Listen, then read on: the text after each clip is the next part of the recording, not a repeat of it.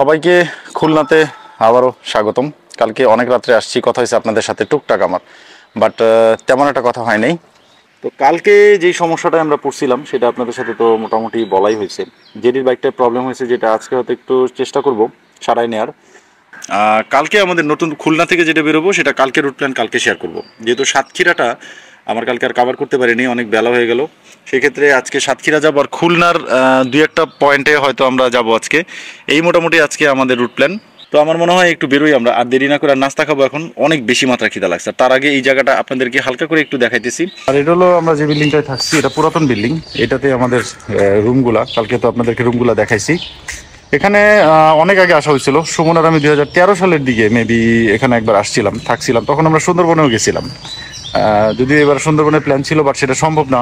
সুন্দরবন অনেক দূরে, এত দূরে আসলে যাওয়া সম্ভব না। এই পাশ দিয়ে বেশ বড়, এদিক দিয়ে একটা বিল্ডিং, এখানে একটা বিল্ডিং আছে, আর এই সামনে বড় অফিস বিল্ডিং, নতুন এটা অফিস বিল্ডিংটা। এখানে আসলে সবার জন্য সবসময় উন্মুক্ত থাকবে না। তারপর আপনারা কন্ট্যাক্ট করে আসতে পারেন, ওয়েবসাইট আছে কারিতাস বাংলাদেশ খুলনা, ওখানে দেখতে পারেন, কমিউনিকেট করে দেখতে পারেন। রুম ভাড়া কম এখানে, আমাদের পার বেড 400 টাকা করে নিছে। এটা তো আপনাদেরকে দেখাইছি কালকে রাত্রে। এই মোটামুটি 4টা বেড আছে এখানে, আমরা 3জন এখানেই থাকছি। আর এখান থেকে একটু আগে গেলে, আর এইদিকে হলো সেই বারান্দার মতো, কাপড় চোপড় কালকে সব ধুয়ে দিছি, অনেক বেশি মাত্রা ময়লা হয়ে গেছিল। ফুলের গাছ আছে সুন্দর। তাছাড়া আর কথা না বাড়াই, কথা বলতে পারতেছি না, প্রচন্ড মাত্রায় খিদা লাগছে যেটা বলছি। তো আমার মনে হয় বেরোয় যাওয়াটা জরুরি, কারণ কি বেশ বেলা হয়ে গেছে। আজকে কিন্তু দুইটা বাইক, দাদার বাইক আর আমার বাইক। জেরি পিলিয়ন হিসেবে থাকবে, আবার সময় করে আমার বাইকটা ড্রাইভও করবে। তো এখানে আর কথা না বাড়াই, তো রাস্তায় যাই, তারপরে আপনাদের সাথে আরও ডিটেল কথা আছে। So hello everyone, this is John Gomez. So welcome to my YouTube channel turning blogs. খুলনাতে আপনাদেরকে আবারও স্বাগতম।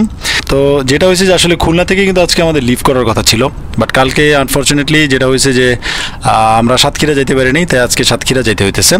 বাট এখন আমরা এখানে নাস্তা করবো না আর বাইরে, যেহেতু এখানে এক দিদির বাসা আছে, মানে বনিদার এক পরিচিত দিদি আছে। তো আমরা তার বাসায় যাব, ওইখানটাতে নাস্তা করব, দেন আমরা সাতক্ষীরার জন্য বেরোবো। তো এখান থেকে একটু মিষ্টান্ন নিব আমরা এক দিদির বাসায় একটু ঘুরতে যাব এখন। তো তার বাসার জন্য একটু মিষ্টি নিব। এইটা মিলা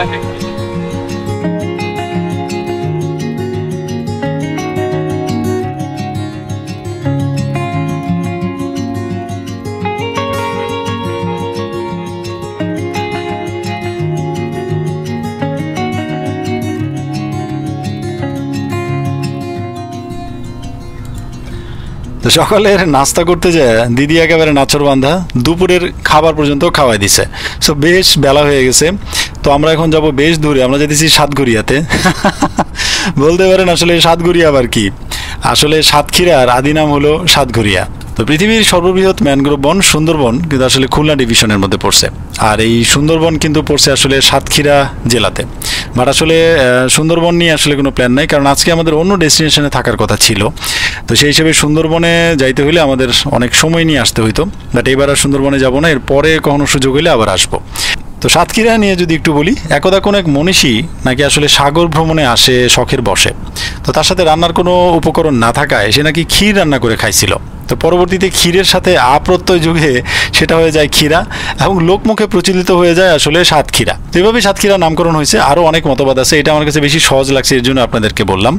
তো সাতক্ষীরাতে আমরা যে জায়গাটায় যাব সেটা হলো একটা পুরাতন বট গাছ আছে, যেটা দিদি বলতেছিলেন যে যেহেতু সাতক্ষীরাতে যাবেন তো বট গাছটা দেখে যান। বাট এখান থেকে কিন্তু আরও 70 থেকে 75 কিলোমিটার আমাদেরকে ড্রাইভ করতে হবে। সো অনেক সময় লাগবে, বাট এস্টিমেটেড টাইম দেখাতেছে 4টার একটু বেশি। তো দেবহাটা নামে একটা উপজেলা আছে, সেখানটাতেই হলো এই পুরাতন বট গাছটা। তো ওয়েলকাম টু সাতক্ষীরা। সাতক্ষীরা কিন্তু আমার 40তম জেলা হিসাবে, সাতক্ষীরা আমার 39তম জেলা ছিল, বাট কালকে যেহেতু আমি খুলনা আগে ঢুকছি, তো সাতক্ষীরা আজকে আমার 40তম জেলা। আর সাতক্ষীরার যে জায়গাটায় আমরা যাইতেছি আপনাদেরকে তো তখন বলছি, আসলে দেবহাটা একটা উপজেলা, সেখানটাতেই এই বটগাছটা। তো এই বটগাছটা আসলে বনবিবির বটতলা বা বনবিবির বটগাছ বলে এরকম একটা জায়গা। তো যেটা অনুমান করা হয়, যেটা দিদি বলতেছিল, যে গাছটা আসলে 500 থেকে 800 বা 1000 বছরেরও অধিক সময় হইতে পারে। তো আরও 22 কিলোমিটারের মতো আছে এখান থেকে আমার। তো আসলে জায়গাটায় যাই, গাছটা দেখি, তাহলে আসলে বুঝতে পারবো যে আসলে এটা কত বছর আগের গাছ। তো বেশ অনেকটা ভেতরে আসতে হয়েছে, বেশ সময় লাগছে আমাদের খুঁজতে খুঁজতে, বাট দেবহাটা দিয়ে সার্চ করলে আপনারা আসলে ডাইরেক্ট আসতে পারবেন, তাড়াতাড়ি আসতে পারবেন। তো সেই গাছ, তো এত বড় বট গাছ, মানে আমি কি বলবো, একেবারে মন ভরে গেছে আমার গাছ দেখে। এত কষ্ট করে আসছি, বাট একেবারে সার্থক সত্যি। আর আজকে বেশ কিন্তু মানুষজন আছে এখানে, প্রচুর মানুষজন দেখতেছি। তো আমার মনে হয় একটু আগে থামি, বাইকটা রাখি, বট গাছটাকে একটু দেখে নিই মন ভরে, তারপরে আপনাদের সাথে জয়েন করতেছি।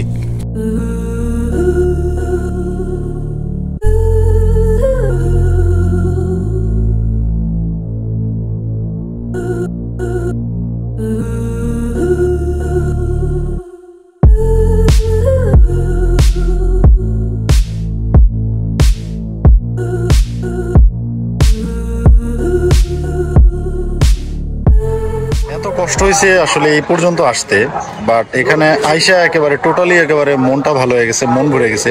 কারণ কি আমরা আমাদের ডেস্টিনেশন মানে আসলে খুঁজে পাইছি। আসলে ফাইনালি যে জায়গাটাতে আসতে পারছি এটি বড় ব্যাপার। প্রায় 85 কিলোমিটার আমাদের জার্নি করতে হয়েছে। দেবহাটা যে জায়গাটা না, এটা 0 পয়েন্ট দেবহাটা। তো আপনারা যদি আসতে চান অবশ্যই দেবহাটা দিয়ে সার্চ করতে হবে, তাহলে আপনারা আসতে পারবেন। আসলে সাতক্ষীরায় আলাদাভাবে যে এত সময় দিব এটা কল্পনাই করিনি। যদি সাতক্ষীরা এইভাবে না থাকে, মানে খুলনায় যদি এভাবে না থাকে হয়তো আমার মনে হয় এই জায়গাটা আসতাম না। হয়তো সাতক্ষীরার কোনো একটা পয়েন্ট যেটা কালকে আমি ধরে রাখছিলাম, ওই পয়েন্টটা টাচ করে আমি তো খুলনা হয়ে তারপরে চলে যেতাম আমার নেক্সট ডেস্টিনেশনে। সো এই জায়গাটা আমার টাইমলাইনে থেকে গেল। 64 ডিস্ট্রিক্টে কি বলবো, এটা আমার জন্য অনেক বড় একটা পাওয়া যে এত ভিতর পর্যন্ত আমরা আসতে পারছি। আর এটা নিয়ে বেশ কিছু ইতিহাসও আছে। বনবিবিকে আসলে স্থানীয়রা একটু কি বলে এটারে বেশ মান্য করতো, এবং কোনো বনে গেলে তারা আসলে তার চরণে আসলে কি বলে এটারে ভোগ দেওয়া বা তার জন্য তার উদ্দেশ্যে প্রার্থনা করা যেত যেন কোনো বিপদ আপদ না হয়। তারা মানতো যে বনবিবি তাদেরকে রক্ষা করবে, এই টাইপের একটা ধারণা তাদের ছিল। হয়তো এখনো আছে, I am not sure about that, but তাদের এই ধরনের একটা ধারণা আছে এখনো। আর বনবিবির ইতিহাস আসলে কালক্রমে এই গাছটাও আসলে ব্রিটিশ পিরিয়ড থেকেই, অনেকে ধারণা করে এটা 300 থেকে 400 বছর, বাট আমার যেটা মনে হয় আরো বেশি হইতে পারে, 1000 ইয়ারও হইতে পারে। এটা আমি ঠিক কনফার্ম না। খুব সুন্দর একটা জায়গা, অবশ্যই আসবেন, নাহলে আসলে মিস করবেন। আমার মনে হয় আসা উচিত। যদি সাতক্ষীরা নিয়ে ডাইরেক্ট শুধু প্ল্যান থাকে আপনাদের, আমার মনে হয় এখানটা ঘুরে যেতে পারেন।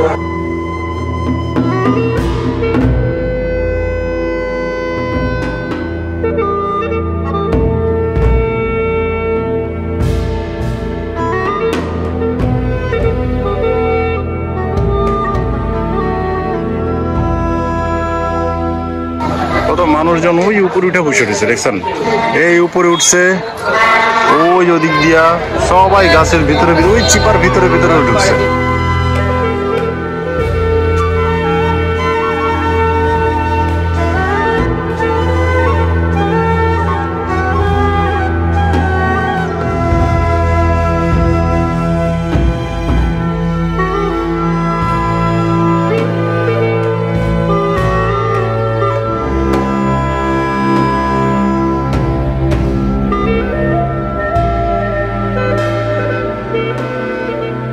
ছবি তোলার জন্য জায়গা পাবেন না ঠিক মতন, এইগুলো একটা ব্যাপার। আপনাকে মানে সময় নিয়ে বুঝে শুনে তারপরে ছবি তুলতে হবে। আমরা তুলছি 2-4টা কোনো রকম করে, কষ্ট করে।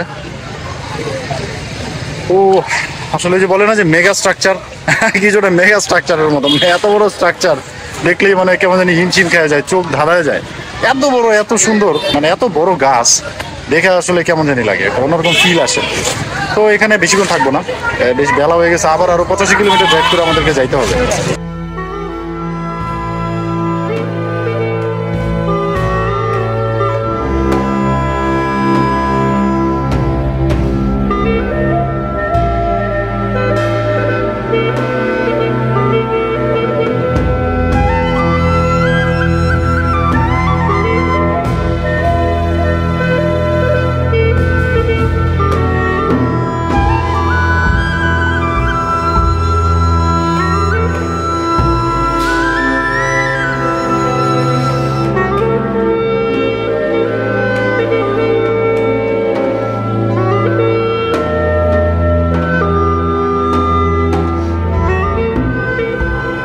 ভাগ্যকুল মিষ্টান্ন থেকে আসলে দই নিছি।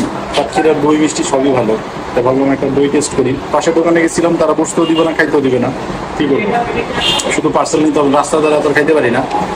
তো পরে দই এখানে বসতে দিল, দই খাই।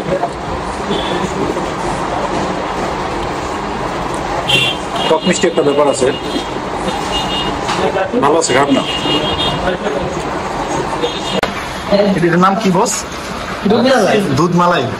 ও আচ্ছা আচ্ছা, না এটার চেহারা সুন্দর আছে, এক নিয়ে খেয়ে দেখ একটা করে। আচ্ছা এটা কি জানি বলছে দুধ মালাই না, এটা কেমন হবে? এই সেই দুধ মালাই, খাই দেখি। ভালো, এটা মজা। এই মিষ্টিটা খুবই ভালো লাগছে, দুধ মালাই।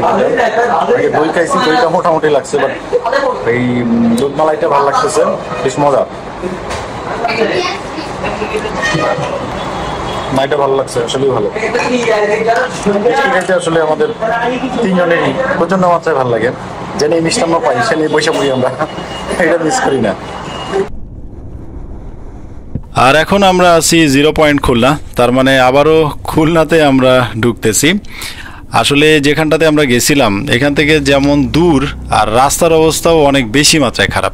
আসলে আগে জানলে জানি না আসলে যাইতাম কিনা। প্রায় 85 কিলোমিটার গেছি, আবার 85 কিলোমিটার আসলাম। তো যাক, যাওয়া হয়েছে, এক্সপ্লোর হইলো একটা জায়গা, ভালো হয়েছে। তো খুলনা সিটিতে এখন একটু ঘোরাফেরা করব আমরা হালকা পাতলা। আর এখানে একটা ব্রিজ আছে, রূপসা নদীর উপরে একটা ব্রিজ আছে, তো ওই ব্রিজটাও একটু দেখে যাব।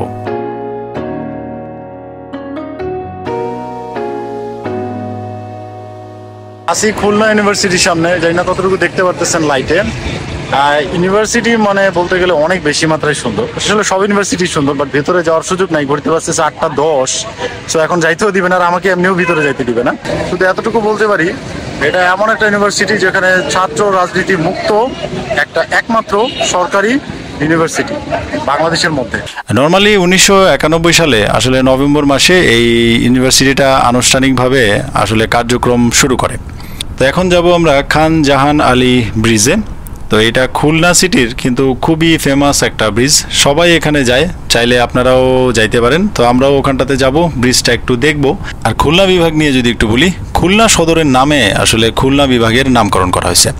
প্রচলিত মত অনুসারে খুলনা শহর থেকে 1.5 কিলোমিটার দূরে একটা নদী আছে, ভৈরব নদী মেবি। তো তার তীরে খুলেনেশ্বরী দেবীর মন্দির ছিল মেবি। তো ওই দেবীর নাম অনুসারেই আসলে খুলনা অঞ্চলের নামকরণ করা হয়েছে। তো যাক, ঠিক আছে, চলেন ব্রিজটা একটু এনজয় করি। তারপরে এখান থেকে একটা পার্ক আছে, হাদিস পার্ক, আমরা সেই হাদিস পার্কে যাব। তো এরপরে আমরা রাত্রে ডিনার করব, ডিনার করে তারপরে চলে যাব আমাদের যে রিজনাল অফিস যেখানে থাকবো সেখানটাতে।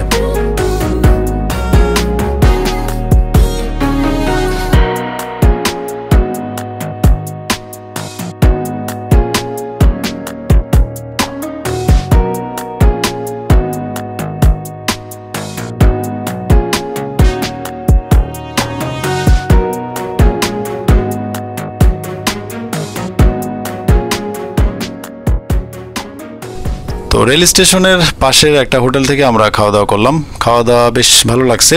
তো যেহেতু একেবারে পাশে স্টেশনটা, তো মনে হলো যে আজকে সারাদিনের এন্ডিংটা এখান থেকেই করি। সো চলেন।